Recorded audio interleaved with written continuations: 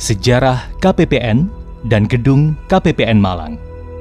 Kantor Pelayanan Perbendaharaan Negara atau disingkat KPPN telah mengalami perubahan dari masa ke masa dengan berbagai penyebutan, mulai dari KPPN, KPKN, CKC, hingga Lanskas. Penyebutan ini berubah searah kebijakan-kebijakan yang berlaku dari masa ke masa tersebut. Dimulai dari Kulturstelsel yang dicanangkan Johannes van den Bos.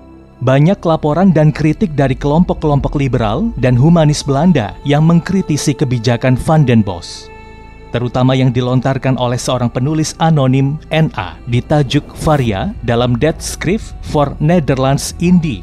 Selain NA, kritik juga dilontarkan Van der Venter, Rorda, dan Peter Brosov, seorang wartawan di Lokomotif. Kritik itu juga bersamaan dengan tumbuhnya etika kemanusiaan Kristen Ratu Wilhelmina yang berujung pada konsepsi desentralisasi AFW Edinburgh, seorang menteri koloni kerajaan Belanda yang nantinya menjadi Gubernur Jenderal Hindia Belanda. Konsepsi itu kemudian terwujud dalam desentralisasi Wet Stadsblad 1903 nomor 329. Desentralisasi Beslat Stadsblad 1905 nomor 137. Desentralisasi berlanjut pada Wet Up de Bestuurvorming 1922 atau dikenal dengan reformasi administrasi. Reformasi administrasi ini memberikan peluang pada warga lokal untuk terlibat dalam pemerintahan. Diikuti dengan penetapan daerah-daerah yang memiliki kewenangan sebagai bendahara. Di Malang, kewenangan itu tertuang pada Stadsblad 1927 nomor 466.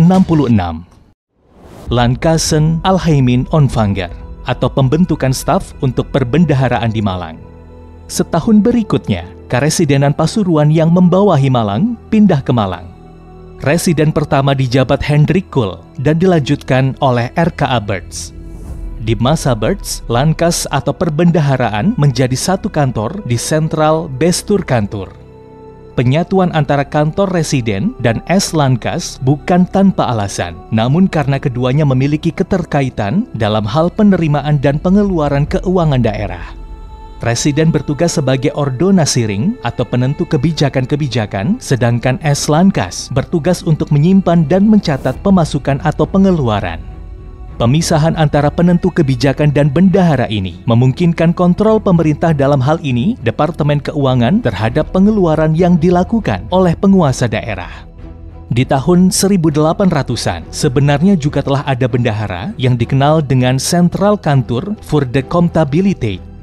Perbedaannya antara dulu, pengeluarannya semua dalam kewenangan kepala daerah. Centraalkantoor voor de Comptabiliteit ini kemudian terus dipakai hingga pasca kemerdekaan. Istilah ini diterjemahkan dalam bahasa Indonesia menjadi Kantor Perbendaharaan dan Kas Negara, yang kemudian diubah dengan istilah Kantor Pelayanan Perbendaharaan Negara.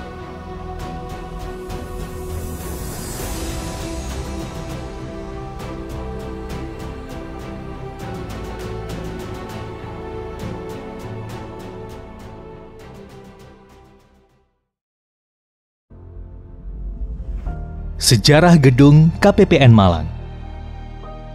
Gedung KPPN, Kantor Pelayanan Perbendaharaan Negara yang sekarang dulunya merupakan kantor pusat pemerintahan bersama, Karesidenan Malang atau kantor besar untuk Bestuur di Kota Malang.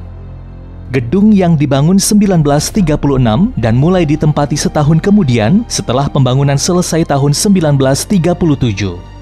Bangunan ini dirancang oleh arsitek M.B. Tiedeman, arsitek Belanda yang tinggal di Surabaya, yang juga arsitek Sentral Burgerlijk Ziekenhuis te Surabaya atau Rumah Sakit Simpang.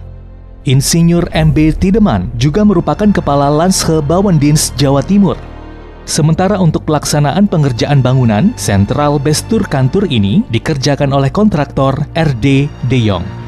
Kantor besar untuk Bestuur ini di dalamnya terdiri dari ruang-ruang Landsgerechts, pengadilan, Jaksa Kantoor atau kantor jaksa, S-Res Kantoor atau kantor asisten residen, Residensi Kantoor atau kantor residen, dan S-Lanskas atau kas negeri.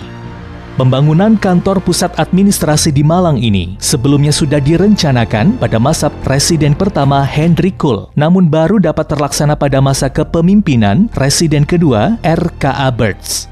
Mundurnya pelaksanaan pembangunan itu dikarenakan oleh beberapa sebab. Salah satunya pemerintah pusat tidak menyetujui pendanaan anggaran yang diajukan sebelumnya, yaitu sekitar F73.000. Terpilihnya M.B. Tiedemann sebagai arsitek yang membangun bangunan gedung ini karena ia berhasil melakukan efektivitas desain sekaligus pembiayaan. Pada akhirnya, pembiayaan bangunan gedung Bestur Kantur ini menghabiskan biaya F65.000 beserta perabotan di dalamnya. Sedangkan untuk desain bangunan, menurut M.B. Tiedemann, niat saya adalah untuk mengekspresikan monumentalitas pedesaan tertentu di sini. Lantas desain ini akan berkesesuaian dengan situasi di Malang.